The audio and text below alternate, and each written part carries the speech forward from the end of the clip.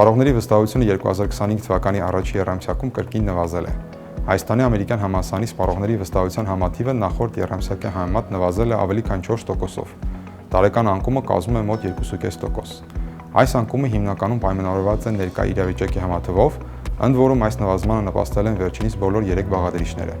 Միաժամանակ նշենք, որ ապագա իրավիճակի համատիվը աճել է մոտ 4%-ով, պայմանավորված ապագա ֆինանսական վիճակի և զբաղվածության պայմանների վերաբերյալ լավատեսական սպասումներով։ Տնային տնտեսությունների երկարաժամկետ գնումներ կատարելու հակվածությունը այդուհանդերձ նախորդ եռամսյակի համեմատ նվազել է։ Սպառողների վստահության հաշվեկշիռը բացասական է։ Կարճաժամկետ ֆինանսական հեռանկարների և զբաղվածության պայմանների վերաբերյալ հարցվածների կարծիքները հիմնականում դրական են։ Միաժամանակ հարցվածների մեծ մասը հաջորդ եռամսյակում երկարաժամկետ օգտագործման ապրանքներ գնելու մտադրություններ չունի։ Ամփոփելով նշենք, որ չնայած որոշակի դրական կարճաժամկետ հեռանկարների, սպառողների գնահատականները ներկա տնտեսական պայմանների վերաբերյալ բացասական են։